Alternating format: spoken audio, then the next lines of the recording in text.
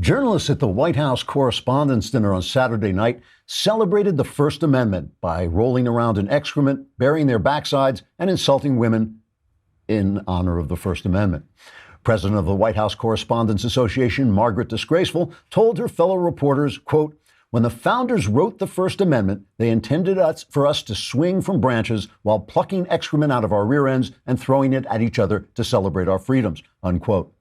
Journalists at the dinner also gave speeches in which they compared themselves being criticized for distorting the facts with journalists in other countries who are jailed and executed for telling the truth.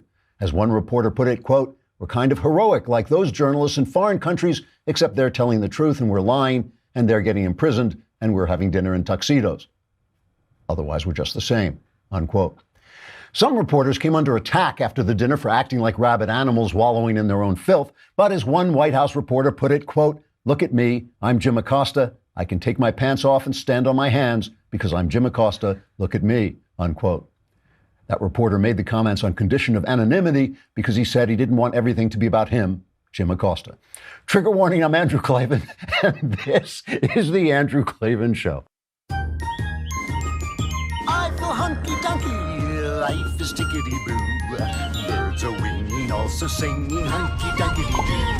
Ship-shaped, tipsy-topsy, Lord, zippity-zing. It's a wonderful day, hurrah, hooray! It makes me want to sing. Oh, hurrah, hooray! Oh, hooray, hurrah! All right, our friends in the press had a Klavanless weekend, I'm afraid. You know, the Klavanless week is coming up. I have a vacation next week, so you guys should be storing up with food and, pills to make the water fresh and all that stuff. But you can now get the Daily Wire on Apple News, so that should help. You can add us to your news channels and get our latest stories on the go, just like you would with real people. And all right, so we're going to talk about our journalist friends, and Knowles is going to come on and talk about the Caravan at our southern border. He will be asking for asylum. We will be refusing that, so don't worry. He will still be wandering the streets alone, as he should be. Meanwhile, we want to talk about Skillshare. I've gone back on Skillshare recently. I'm planning to teach myself how to play the piano. I'm always trying to teach myself something because they say that it keeps your mind fresh, it keeps your mind from decaying. What was I talking about? Oh yeah, the Skillshare. But no, you want to learn something. Skillshare is a great place to do it. It's an online learning platform with over 20,000 classes in business, design, technology, and more. And whether you're trying to deepen your professional skill set or learn something on the side or just explore a new passion, Skillshare is there to keep you learning and thriving. I have to say, the thing I really like about these, not only these are a series of video lessons taught by people who really know what they're talking about, and they're short, so you can take in each one in a couple of minutes and then move on to the next, and you can watch as many or as few as you want. And you can now join the millions of students already learning on Skillshare today with a special offer, which is just for my listeners. You can get 2 months of Skillshare for just 99 cents. This is a real deal. I mean, you can go on and just kind of look and taste some of the stuff they've got there before you pay your incredible 99 cents. I know you have to work for who knows how long you have to work to earn your 99 cents, but you can sample them. But then Skillshare is offering the Andrew Klavan Show listeners 2 months of unlimited access to these over 20,000 classes for just 99 cents. To sign up, go to Skillshare.com/Andrew. Go to Skillshare.com/Andrew and start your 2 months for 99 cents right now. That's Skillshare.com/Andrew. They're lots of fun, too. I really enjoy doing them. Go take a look. So one of the things I have now learned is the left lives in a fantasy of oppression and heroism, right? 2 clowns get thrown out of a Starbucks and black people are oppressed. Black people are not oppressed in America. Black people are not oppressed in America just because 2 guys get thrown out of Starbucks or for any other reason. Some woman gets chased around the desk at work, and that's sad, and I'm sorry that happens. Women are not oppressed in America. Women are not oppressed in America. And the press gets criticized for distorting the facts and having an open animus toward Republicans and toward Donald Trump, and they think that they are oppressed. Now, the problem is, this is all fantasy. The press is as free as it can possibly be in America. There's no threat to the First Amendment, except maybe from the people who riot when right-wing speakers come to campuses. Maybe that's a threat to the First Amendment. Maybe Google and Twitter and YouTube and Facebook creating algorithms that destroy conservative businesses and bury conservative speech. Maybe those people are being oppressed.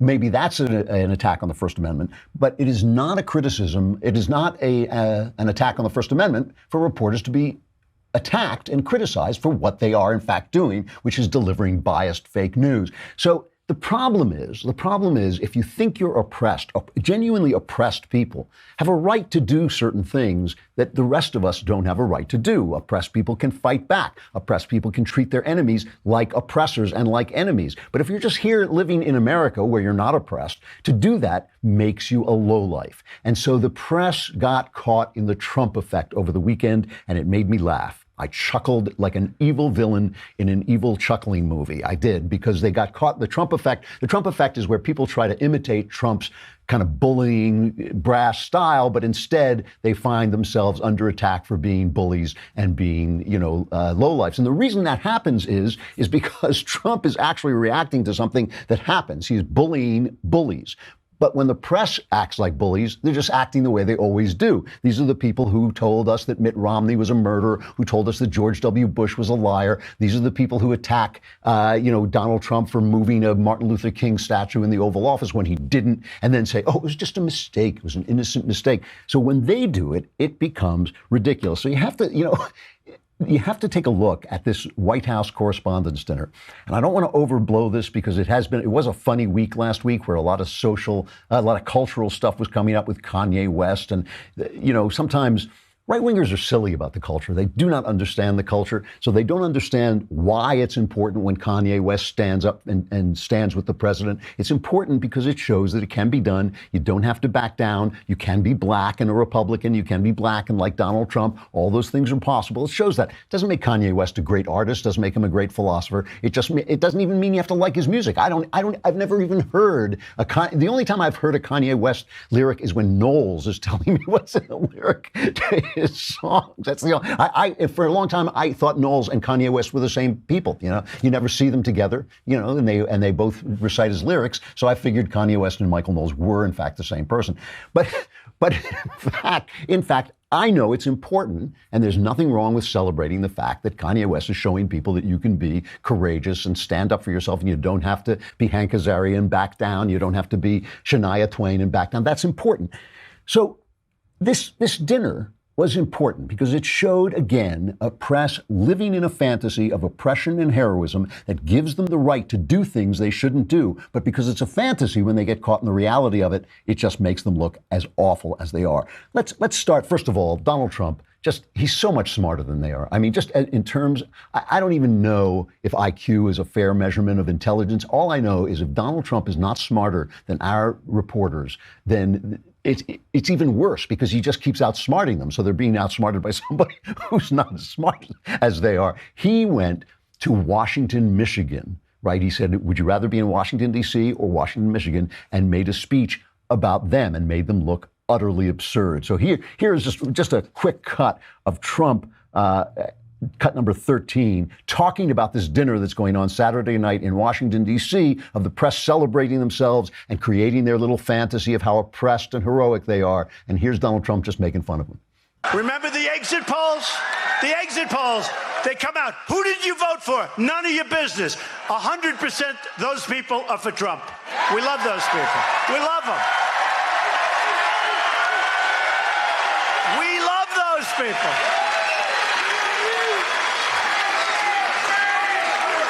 There was a mayor of a certain city.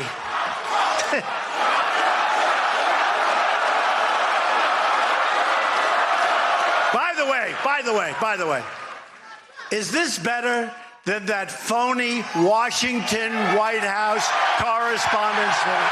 Is this more fun? I could be up there tonight smiling like I love where they're hitting you shot after shot. These people, they hate your guts, shot. And then I'm supposed to... And you got to smile. And if you don't smile, they'll say, he was terrible, he couldn't take it. And if you do smile, they'll say, what was he smiling about? There's no way. Do they look like they're having fun? Of course they look like they're having fun. Meanwhile, they're showing up at the dinner, and CNN is covering the red carpet as if anybody gave a rat's caboose about what is happening at the White House Correspondents' Center. The CNN is covering this like it's the red carpet. And who's their biggest star? The guy, the lawyer who represents the porn star, Stormy Daniels. Listen to this. This is a red carpet interview on CNN as if they're going to the Oscars. At least people watch the movies. People don't even watch CNN, but they're covering this. And their big star is the guy who represents Stormy Daniels. Listen to this. And obviously we see you there with Michael Avenatti, the attorney for Stormy Daniels. Yes, Poppy, that's right. Probably one of the biggest stars we have at this dinner tonight. Certainly one of the most controversial, of course. This is Michael Avenatti, the lawyer for Stormy Daniels, the woman who is suing President Trump, of course. Welcome to the dinner. This is your first Correspondents' Dinner? Yes, it is. So you are here, but President Trump is not, of course, for the second year in a row. The first president to not attend the dinner since Ronald Reagan, who, of course, skipped the dinner because he was suffering from a gunshot wound. What do you think about the president not attending this freedom, this toast to the press freedom 2 years in a row? Well, as you know, I just call it like I see it, and I think it's entirely disrespectful. I think it's disrespectful to the First Amendment. I think it's disrespectful to the Constitution. I think it's disrespectful to one of the founding principles that this nation was founded on. If you can't laugh at yourself, you have no business being in the position, quite honestly. And I don't know why he's hiding tonight. The only excuse that is good enough for me is if he's getting ready for his next Fox and Friends appearance. If you don't have an excuse good enough for Stormy Daniels' lawyer, then you're really in a sad state of. I mean, it's an offense against the First Amendment, says this clown, because he didn't go to watch them celebrate themselves and attack him viciously. We will get back to this in just a minute, but first let me remind you that Mother's Day is coming up. Now, I know my listeners, many of you were just spawned, but for those of you who have mothers, you want to send them flowers. 1-800-Flowers is the way to go. They have got this beautiful mix of roses. They sent it to me, and I got to take a look at it. Just absolutely beautiful. And this Mother's Day, you want to tell your mom, thank you for bringing me into this world in great agony and suffering, and then raising me in spite of the fact that you would much rather have been doing anything else. So say you go to 1-800-Flowers.com, and you can say thank you for all those things with an exclusive 24 for 24 offer. 24 multicolored roses for just $24. That's only $1 per rose. It's a beautiful mix of premium roses. 1-800-Flowers are picked at their peak from premier farms and shipped overnight to ensure freshness. 24 multicolored roses for only $24 is an amazing offer, and you'll still owe your mother at least $50,000 for just putting up with you at all. You have to hurry. This offer expires soon. Just pick your delivery date, and 1-800-Flowers will handle the rest. Don't put it off. Order today from 1-800-Flowers.com. How do you get this deal? You order 24 stunning multicolored roses for only $24 at 1-800-Flowers.com. Click the radio icon and enter code Klavan. And then you ask yourself, how does my mother spell her name? She spells her name Klavan. That's 1-800-Flowers.com, code Klavan, 24. Beautiful. And it really is a beautiful bouquet. You get 24 roses for $24 if you can pass the test and spell Klavan properly. That's all you have to do. So this is an insult to the First Amendment, and this is what's going on. Let me just stop for a minute before we get to this Michelle Wolf comedian and the stuff she said. There was a briefing at the State Department the other day, right? This is last week, and they put out this report on countries' human rights practices, right? So we're talking about places where people are being raped and tortured, children are being killed and murdered, people are being thrown in prison. You're a journalist in those countries. It's like you raise your hand to ask a question, they just cut your hand off and throw you away, right? And the Associated Press's Mike Lee says to the State Department's Michael Kozak, he says, how can you represent freedom of the press when you are attacking us wonderful, heroic reporters? Just listen to this quick exchange. This is 16. How are you do not open yourself up to charges of hypocrisy, and how effective do you think you can be at leading by example? Thank you. Okay, let's see if I can remember each one of those. But I think as you go through the reports, you'll see the countries that we criticize for limiting press freedom. It's for things like having criminal libel laws where you can be put in jail for what you say. It's for things like yanking the licenses of media outlets you don't like, or in many cases, killing the journalists. So I think we make quite a distinction between political leaders being able to speak out and say that story was not accurate, or using even stronger words sometimes, and using state power to prevent the journalists from continuing to do their work. This guy has to explain to the Associated Press the difference between being criticized because your coverage is unfair and being murdered for telling the truth. He's got to explain this to people. I mean, it really is like these guys who got tossed out of Starbucks. It's the same fantasy. They're all living in this fantasy of an oppression and heroism that gives them the right to do awful things to other people who are not doing anything. It's like, really, I mean, there were slaves in this country once this guy gets thrown out of Starbucks, and it's like, swing low, sweet chariot. I mean, come on, you got it good. This is good here, and the press is dealing with a president who fights back. Too bad. So this goes on into the dinner, right? They go into the dinner, and the president of the Correspondents' Dinner Association makes a speech in which she compares what they're doing there to the people who are actually in the room who were thrown into prison. This is cut number 3. But we reject efforts by anyone, especially our elected leaders, to paint journalism as un-American, to undermine trust between reporter and reader,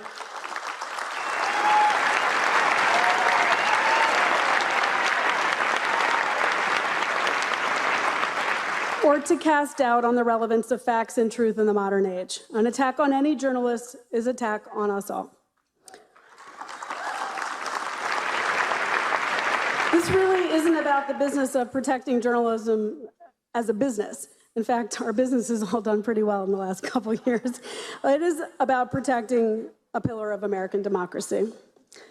The best leaders and public servants champion the First Amendment, even when the scrutiny is turned on them, and defend it at home and proclaim it overseas, because they know that helps democracy and freedom take root in places where violence, repression, and fear give cover to terrorism and corruption. I'd like to ask for a moment of silence to remember journalists around the world killed for doing their jobs, or who are alive but imprisoned.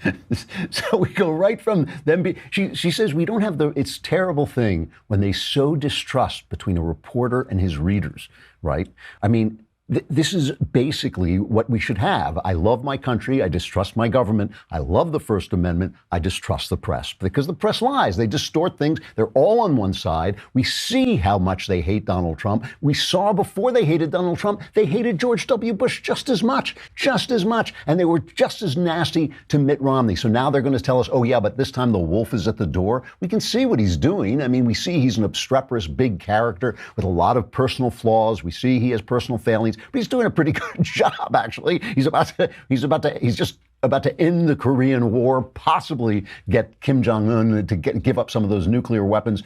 Maybe that'll happen. But it's like, all they do is assault him in this unfair way. And then they say, oh, we're the victims here. And then she goes right into, after talking about being criticized, she goes right into a moment of silence for people who are actually suffering, because she is living in that fantasy that they're oppressed and they're heroes. So that gives them the right to have this comedian come on and do what she did. And they're trying to distance themselves from her, but they are her.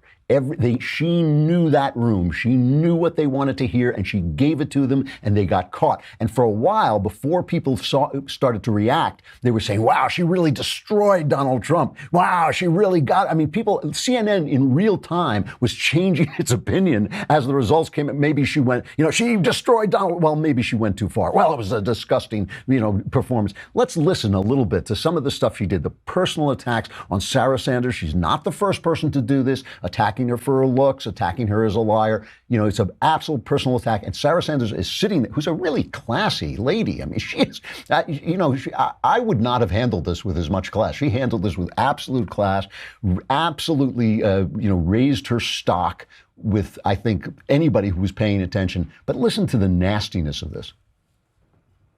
And of course, we have Sarah Huckabee Sanders. We are graced with Sarah's presence tonight. I have to say, I'm a little starstruck. I love you as Aunt Lydia on The Handmaid's Tale. Mike Pence, if you haven't seen it, you would love it. steps up to the podium, I get excited because I'm not really sure what we're going to get. You know, a press briefing, a bunch of lies, or divided into softball teams. It's shirts and skins, and this time don't be such a little Jim Acosta.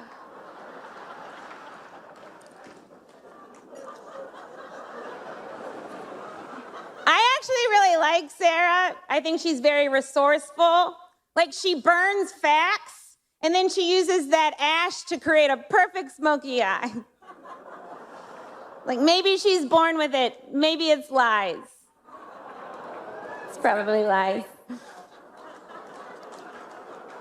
I'm never really sure what to call Sarah Huckabee Sanders. You know, is it Sarah Sanders? Is it Sarah Huckabee Sanders? Is it Cousin Huckabee? Is it Auntie Huckabee Sanders? Like, what's Uncle Tom but for white women who disappoint other white women? Oh, I know, Aunt Coulter. Wow. I mean, really, really nasty personal stuff.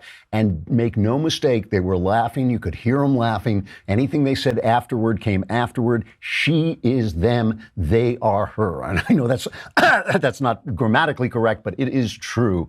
They are the same person. She knew exactly the room she was playing.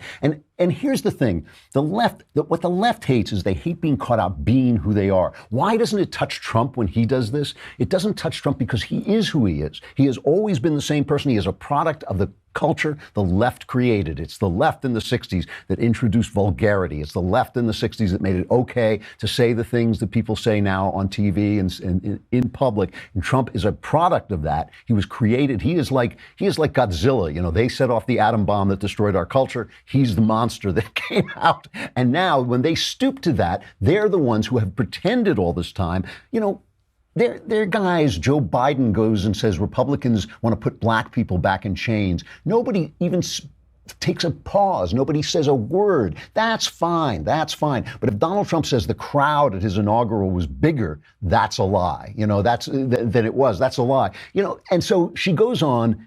And this was, to me, the most telling joke she made. She went after Mike Pence. And I don't know what it is about Pence that drives these people crazy, that he's too decent, that he's polite, that he's a Christian, that he believes in God, that he follows his creed. You know, what is it about Mike Pence that just sets them off? It's that he's better than they are. It's that he's a better human being than they are. And they can't stand it. That he oppresses them by being better than them. So she starts to go after him. But listen to what she starts joking about here. Cut 6. A lot of people want Trump to be impeached. I do not. Because just when you think Trump is awful, you remember Mike Pence. Mike Pence is what happens when Anderson Cooper isn't gay. Mike Pence is the kind of guy that brushes his teeth and then drinks orange juice and thinks, Mike Pence is also very anti-choice. He thinks abortion is murder, which, first of all, don't knock it till you try it. And when you do try it, really knock it. You know, you got to get that baby out of there. God. So she's making jokes about killing babies. That's who they are. And that's who they are. And by the way, I just want to point out that during that cut, if you couldn't see that, Roger Zelazny, the former New York Times, now CNN reporter, who asked Barack Obama whether he was charmed and delighted to be president. That was his big question. How enchanted are you to be president? Zelazny comes out later on. Jeff Zelazny comes out. I called him Roger. Jeff Zelazny, right? He comes out and he says, oh, she went too far. Here's cut 15. I thought the jokes were one-sided, not necessarily funny, but she was invited by the White House Correspondents Association. So, you know, I think that this dinner has had a lot of bad moments. Was thinking back last evening as I was watching this cringeworthy performance in some respects going after the appearance of Sarah Sanders, which I thought was inappropriate and not funny. You know, the weapons of mass destruction video from the Bush administration where people were climbing around the floor of the Oval Office looking for the WMD, also not funny. So it's not the first time there have been awkward moments. But look, I think the president wins. He goes out to Washington, a township of Michigan, far away from this. The press has done a lot of incredible work this year here at CNN, of course, the Washington Post, New York Times, other places. A lot of that was, I think, overtaken by a skit that wasn't very funny. And we sometimes celebrate ourselves too much, I think. The reality is it's a important job. And last night, I don't think we lived up to it. So just remember the cut before, he's out there, he's laughing at those jokes about Pence. He's all this stuff. You know, this thing with Joy Reid, I'm going to end with this. This thing with Joy Reid kind of sums up what's happening with these people, because they live in this fantasy. They live in this fantasy that they're heroes, they're oppressed. They're not oppressed, they're not heroes. They're just biased Democrats. They're just Democrats with press cards. That's all they are. They're Democrat spokesmen with press cards. They've been doing the same thing for 20 years. Trump has finally had the temerity to talk to them openly about it, to call them openly what they are, and they are scattering, and they're now suffering from the Trump effect, where the only thing they could do to fight back against Trump is to become Trump, and it doesn't look good on them. This is the way Trump destroys people. He turns them into the image of themselves, but that just reveals what hypocrites they are, because Trump hasn't been a hypocrite. But Joy Reid was found to have put out on an old blog gay jokes, the stuff about people being gay and attacking politicians for being gay. They caught her out on it. Some guy on Twitter caught her out on it. She says, "Oh, that's not me. I was hacked. I was hacked." And then I think the FBI actually investigated this, but they found out she wasn't hacked. It was her. She was making these jokes. And Joy Reid is shocked to discover that she's Joy Reid. Joy Reid is just shocked that she is herself, okay? She comes on TV and she says, somebody has to pay. I can't believe that I'm me, that I wrote these things. Listen to it. A community that I support and that I deeply care about is hurting because of some despicable and truly offensive posts being attributed to me. Now, many of you have seen these blog posts circulating online and in social media. Many of them are homophobic, discriminatory, and outright weird and hateful. When a friend found them in December and sent them to me, I was stunned. Frankly, I couldn't imagine where they'd come from or whose voice that was. In the months since, I've spent a lot of time trying to make sense of these posts. I hired cybersecurity experts to see if somebody had manipulated my words or my former blog. And the reality is they have not been able to prove it. But here's what I know. I genuinely do not believe I wrote those hateful things because they are completely alien to me. But I can definitely understand, based on things I have tweeted and have written in the past, why some people don't believe me. It was evil Joy Reid. So it's like, what kind of an excuse is that? I wrote these things, but I can't believe it, and I'm shocked, and I will take this up with myself immediately. My only point about this is that only Joy Reid is shocked to discover that she's Joy Reid. Only the press was shocked to wake up the next morning and find we didn't think they were funny. We thought they were low. We thought they were mean. We think that they're dishonest. The polls continually show that people don't trust them. Only the press is shocked by this because they are living in a fantasy. It's the left wing's fantasy of oppression and heroism, and it's simply not real. And when they get caught, and when we see them, we know it's not real, and they're shocked to find out that they're themselves. Speaking of people who are shocked to find out that they're themselves, Michael Knowles is going to be with us to talk about the Caravan at our southern border. That will be in just a moment, but first I got to say goodbye to YouTube and wherever else you may be watching, like in some radio in an attic in some oppressed country, fearful that you might be raided at any moment. We're cutting you off now because you don't subscribe. Come on over to thedailywire.com and subscribe. If you're going to get arrested for listening to us, you might as well have a subscription for a lousy $10 a month. For a lousy $100, you get the whole year plus leftist tears. I know. And it fills up automatically whenever Knowles speaks, which he will momentarily.